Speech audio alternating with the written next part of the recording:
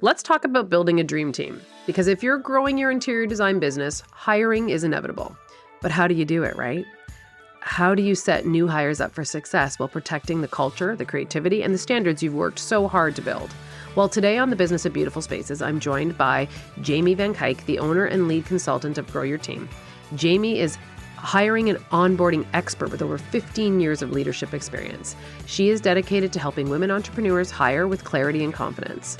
Her bespoke hiring framework is designed specifically for small businesses just like ours. So in this episode, we're diving into the best practices for onboarding and setting clear expectations when bringing on new team members into your design business. And whether you are hiring your first assistant or expanding a growing team, Jamie's insights will help you do it with ease, confidence, and strategy. Let's get into it. Hi there, interior design lovers. Welcome back to the Business of Beautiful Spaces, the podcast where we blend design inspiration with all behind-the-scenes tips and tricks you need to thrive in your business.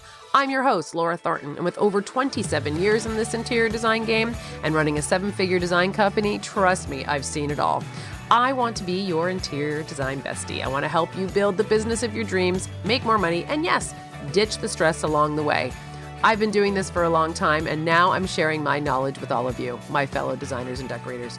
All I ask in return is that you like, review, and follow this podcast wherever you listen, so other designers can find us and learn more too. So grab a coffee, get comfy, and let's dive into making 2025 your best business year yet. Welcome back to the Business of Beautiful Spaces. Good morning, Jamie. How are you today? Good morning. Good. How are you? I'm good, thank you. I'm very excited that we're going to talk about onboarding in your business today because I get asked this question quite often.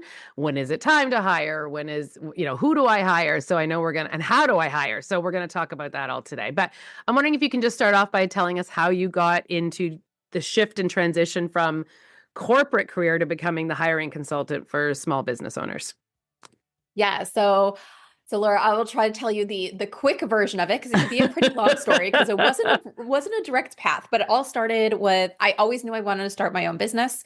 I just never really knew what I wanted to actually do. I was working for an international marketing company and I knew I really didn't want to start a marketing business. That wasn't my thing, but I was like, what do I want to do? But my thing was go and learn everything I can about leadership and running a business while I'm working for someone else. So at least I will have those skills when I go start my own business. Fast forward to after I had my second daughter, returned back from work after maternity leave. My mom is watching my daughter. I knew that was always a short-term thing because my parents are snowbirds. I live in Florida. They summer in New York. Once they left for New York, I'd have to have something else to do with her. Our oldest was in full-time preschool. And I couldn't find a daycare that I trusted because with our oldest daughter, things were good with her daycare until it wasn't. And that whole thing of like, oh my gosh, now I have to trust someone again with my baby. I couldn't do it. I couldn't find a daycare that I liked, combined with a really bad day at work where it's like one of those days where everything feels like it's going wrong. And I was just like, that's it. I'm done. I'm just going to become a stay-at-home mom. So that way I don't have to worry about any of this stuff. I don't have to worry about daycare. I don't have to worry about bad days at work.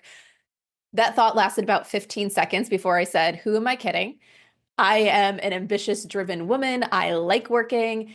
I feel like if I leave my career to become a stay-at-home mom, I will end up resenting my kids because I will give up a huge part of me in order to do that. So I said, all right, how do I solve this problem?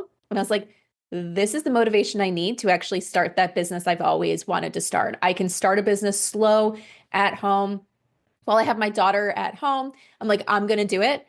At that point in time, the business that we started, it was a software development company because my husband at the time was a software developer. We had always talked about kind of doing that together. He'd be the programmer, I'd run the business side.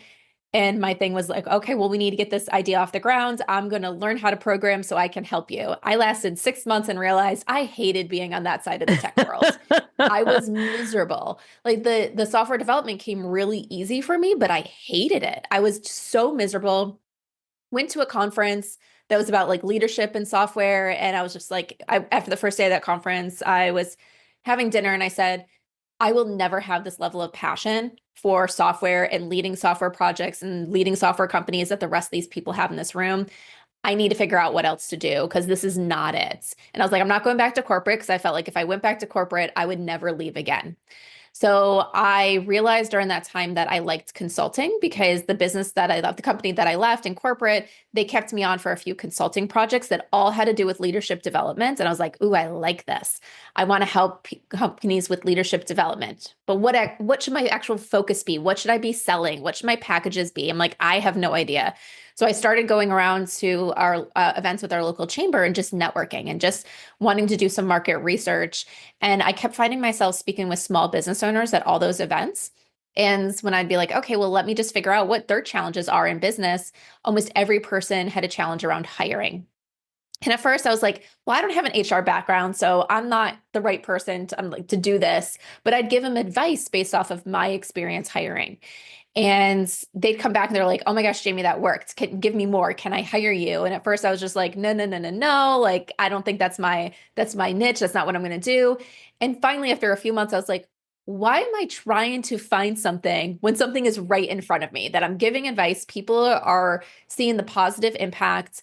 Let me do this. So that was about 2018 that Growing Your Team was officially born. And so it's been since then that we've been helping small businesses with hiring. We provide hiring guidance and education. We do full service recruiting and also do it yourself tools for the person's like, I just need the guidelines and I can do this and I can get through this myself. That's awesome. I know I should be talking about onboarding, but the whole like lead up, I imagine a lot of people listening, especially moms, were nodding along with the daycare because that you're like, yeah, I'm like, that's my story. Like my son was in daycare and I was working and he was getting so sick all the time. And they finally said to me, like the doctor said, if he has one more ear infection, he's going to have tubes in his ears. And I was like, I'm done with this. Like I was running ragged, trying to get back to the daycare by a certain time for him to get picked up so that I didn't get build the extra $5 an hour. Like, so many women listening are like hearing that and just nodding along because that's a lot of us how we started our businesses, just to have that freedom to not have to run that race or have our kids and trust people. I think a lot of designers listening to, we are control freaks. Right? So that I know giving I up am. that control is huge. So sorry to sidebar, but when you were saying, I was like, yes, I can connect with all of that. Okay. So getting back into best practices for onboarding. So when do you recognize people I'm going to assume people call you when they already needed somebody 6 months ago, but are Oh, finally burnt yes. out. But so if we get past that part, how would a business owner decide who is the best person to hire? Or do you help them through that process? Yeah, so it really depends. Most of our clients come to us already having a general idea of what position they need to add. They might not have everything fully figured out yet, but they have a rough idea of I need this type of support. But some of our clients don't. Some of our clients are come to us and just say, I need help. Can you help me figure out what I need to delegate? And so if people don't know what to delegate yet, we help them work through everything on their to-do list to really figure out what's going to have the best ROI to get off their plate now. Mm-hmm, I know mm-hmm. like one of the things we were talking about real quickly before we started the episode, it's like, yeah, a lot of, in your space, a lot of times it's not hiring that second designer. It's hiring that person that's going to support you, whether it's that bookkeeper or that assistant. And I find that a lot. It's you need someone to support your work, but what does that look like? What do you actually need based off of your strengths and based off of what's going on in your business today? So we will sometimes help people figure out who you need to hire in terms of tasks. Then, no matter where they're coming into us, whether we're helping them figure out the tasks or they already know the tasks to delegate, we're then helping them figure out, well, what does this idea candidate look like? So you need someone to do these tasks, but what does that look like inside your business? What is your culture? How do they fit in with your leadership style and things like that? How does it make it so this person is right for you? Because one of the things we always like to say is just because someone's good at what they do doesn't mean they're right for you. So how do we identify what does it mean to be right for you? So that way you can really focus on finding that right person throughout the entire hiring process instead of finding someone who can do the skills, but you hate working with them. So I mean, I haven't applied for a job and done an interview in over 30 years, but I know the newer trend with my friends who are in corporate and changing jobs, they get down to even doing like personality tests. Are you red? Are you yellow? Are you Enneagram A, B? Like, is that something that small businesses should be getting into? Meaning, like, you probably are at the first stage of your job, like of your career, where you've got a little bit of money left over. You want to make the right decision on who to bring into your space, but you also want it to be a good fit, like to your point about like the work culture fit, but also like not have a personality clash. So is that something that is still happening, or we don't apply that in a small business?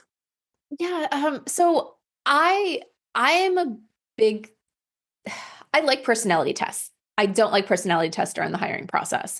I Okay. don't feel like they actually give us a whole lot of information during the hiring process that lead us to making better hiring decisions. I feel like they're a great tool to learn how to manage people. Sometimes I do sometimes have clients that really want to make it a part of their hiring process. And so what we'll do then is it's always at the end, like, or really close to the end.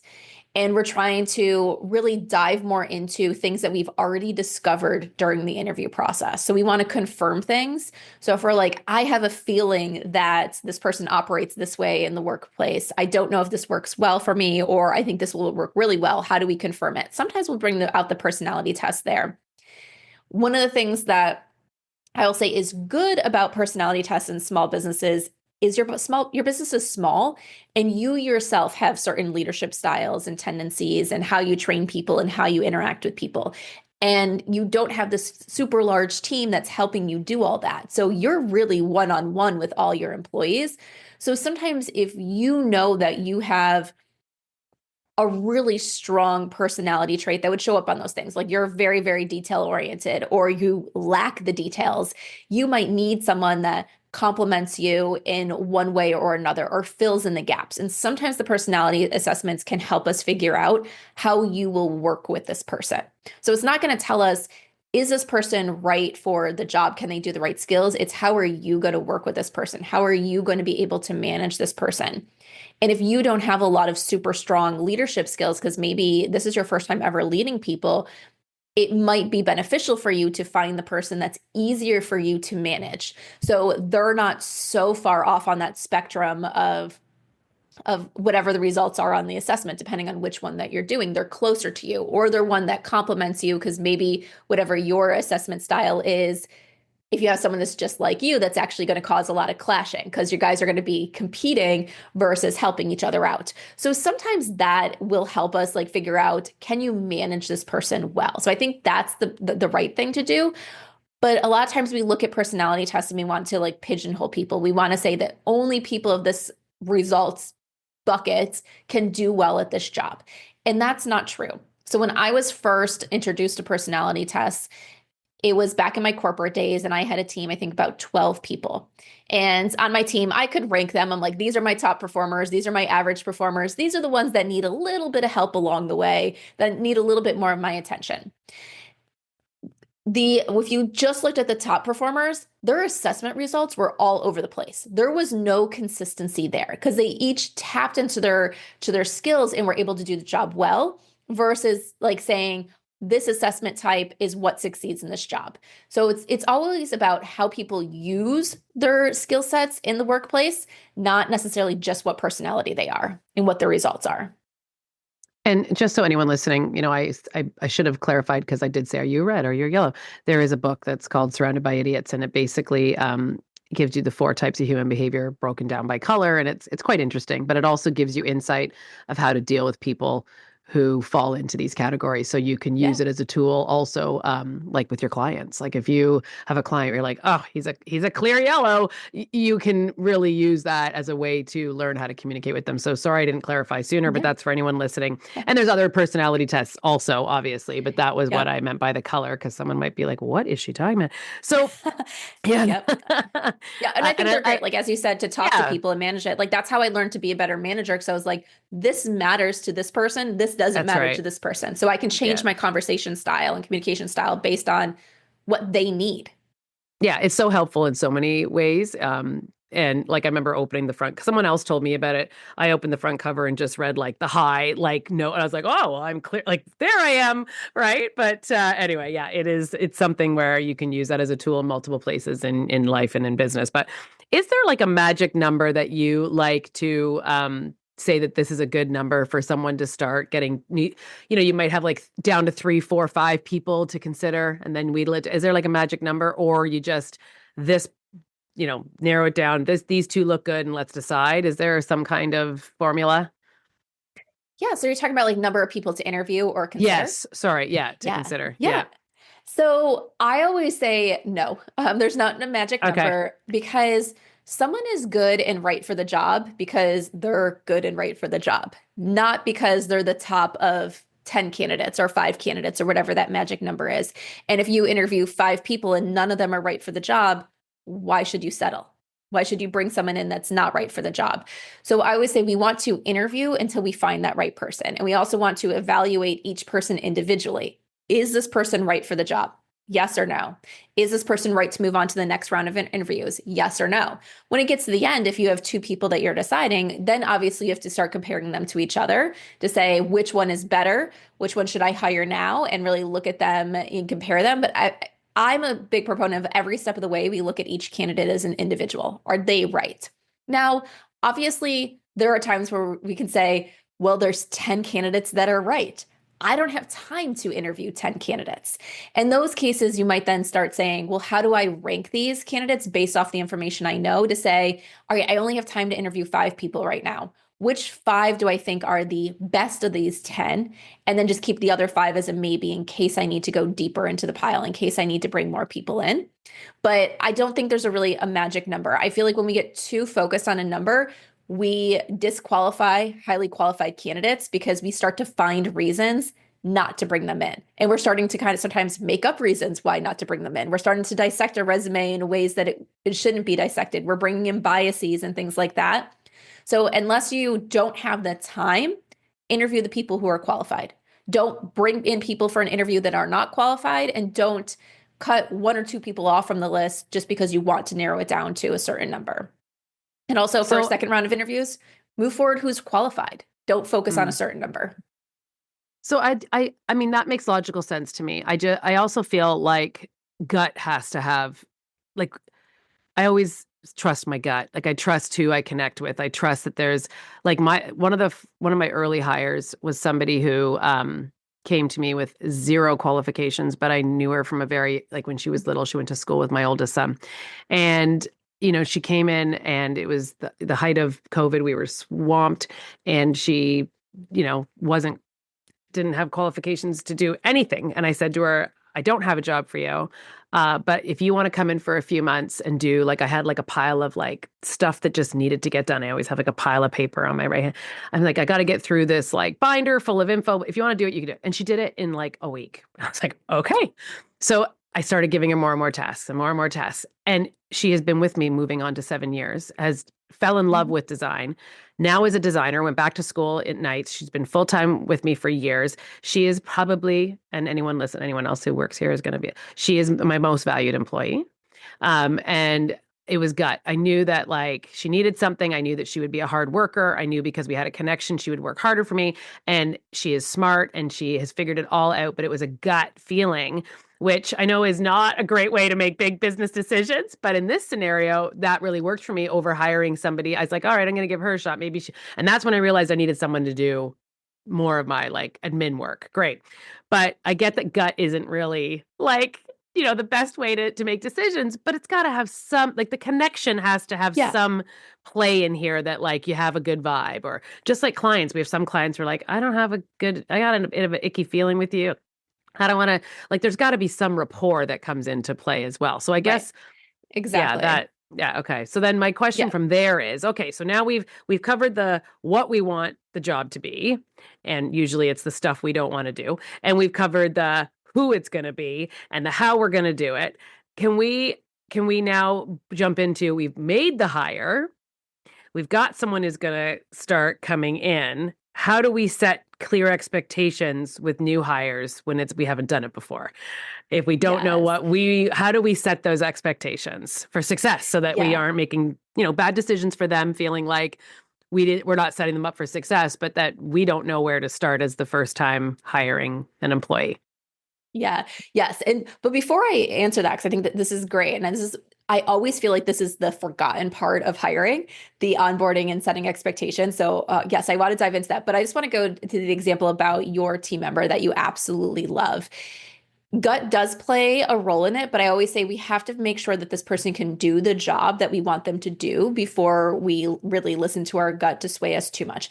If your gut is telling you, I absolutely cannot work with this person, then listen to it because you do Trust have it. to work with Yeah. this person. But if your gut's telling you, I want to give this person a chance, still make sure they can do the job. As you said, you knew she was smart. You knew there was a lot of things she was capable. She just hadn't done this type of work yet, but transferable skills go a long way. And you weren't throwing her into design work. You were saying, hey, here's some basic admin work that needs to get done. Those things that she was able to test out and you could see how she was doing and then giving her more. So the expectation wasn't her coming in and being a designer. It was coming in and being a basic admin. It was, here's a few projects. If this doesn't work out, then we can go our separate ways and type things. It's like you're just going to give her more and help train her. You knew that you had the capacity to give her a little bit more and a little bit more and a little bit more and train her along the way to get her to where she was really using her skills fully and being able to now to this point where she's gone to design school and things like that and really grown with your organization.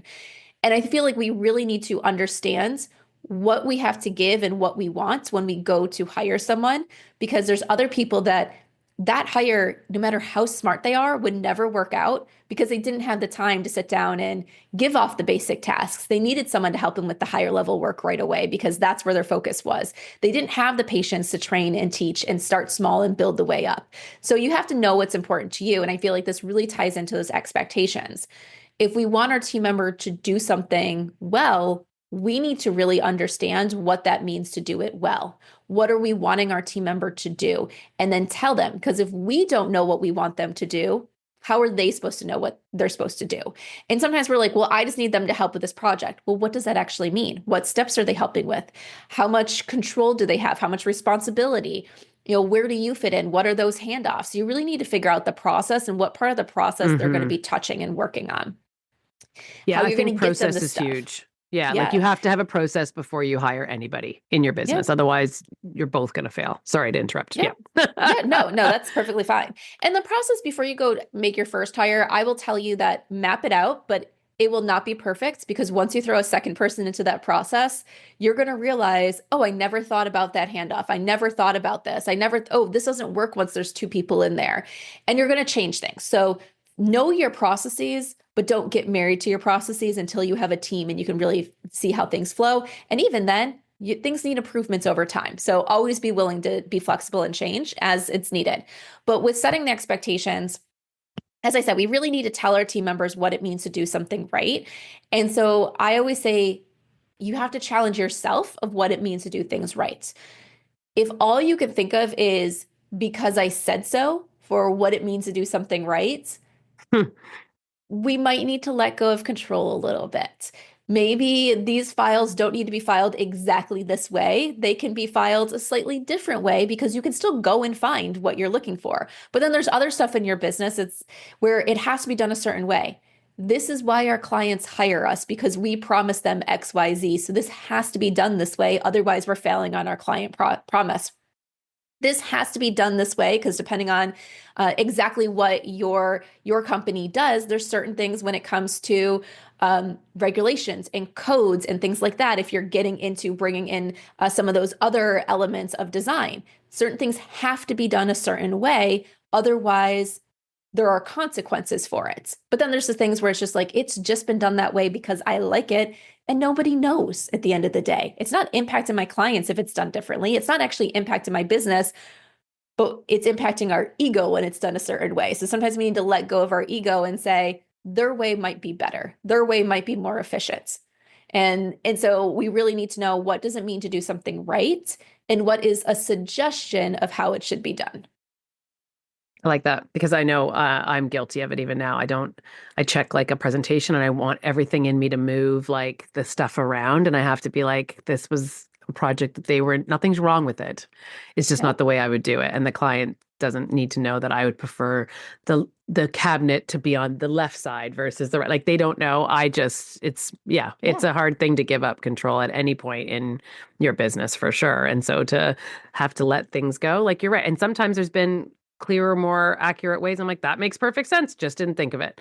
And it's Yeah. been to the betterment of efficiency in our office. Yeah. Okay, 'Cause you just so yeah. yeah, like it's something where, I just didn't think about it, right? And Yeah. sometimes if somebody comes from another office where they had different tools or worked for somebody else, it can just make it better for you, where I didn't. I started a department in a corporate job, so I was just making stuff up because I was the first one in there. And then I left and started my own business, and I never had anybody teaching me how to run that business or how to do things. So you're just always trial and error. Let's see what fits. Yeah. Yeah, so there's always an option to be more efficient. Okay, so I guess the other little nugget is, okay, so now we gotten into onboarding. I want to, like, this 3-month trial thing. I've also heard many times over, slow hire, fast fire.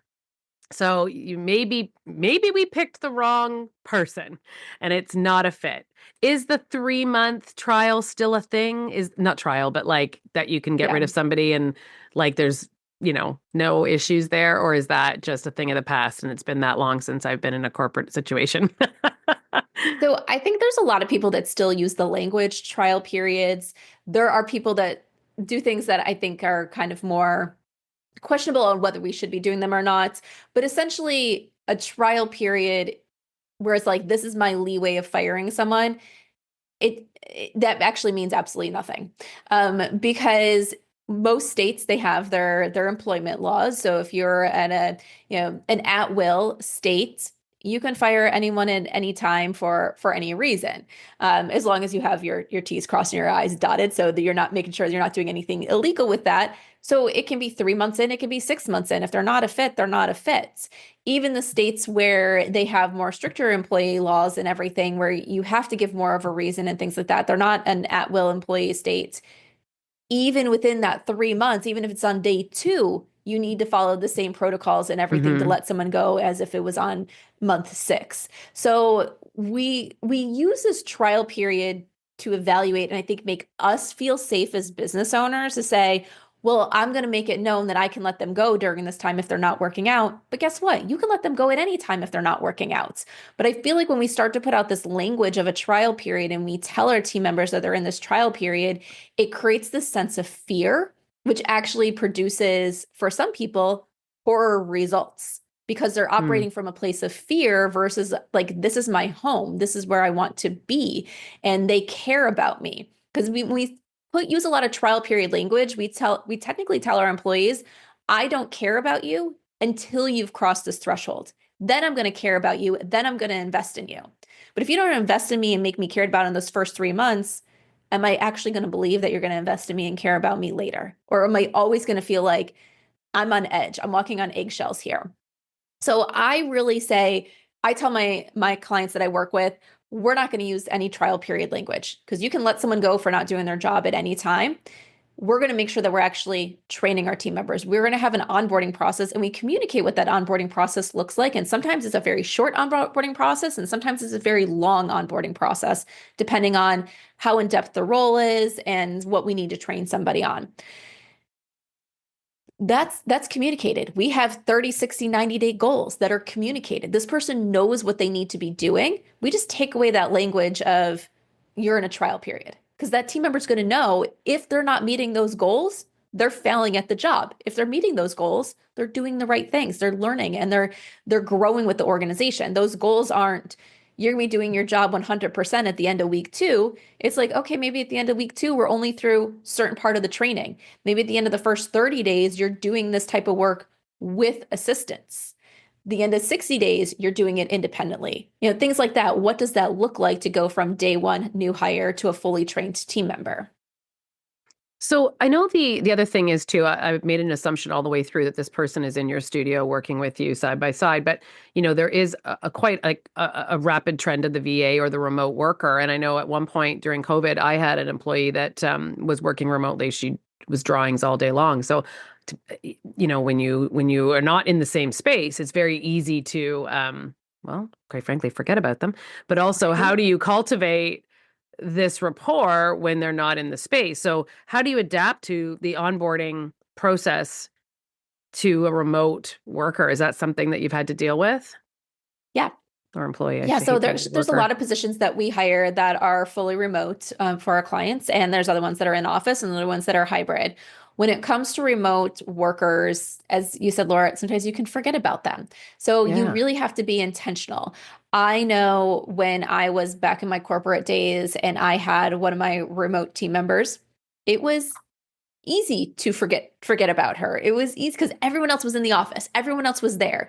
And it was like I had to make an effort to bring her into those team conversations, especially because the position she was doing was different than what everybody else was doing. So she wasn't naturally being brought into the client conversations because she didn't do that type of client work. She was on like the back end of the client stuff after things were fully executed versus on the front end of the client work with the rest of my team. And she actually pointed out, thankfully she did. It was in a meeting. We were talking about her performance and some performance issues. And my director was in the meeting as well. And luckily, this team member made a comment of every conversation she had with me was negative. She felt like we didn't have a good relationship.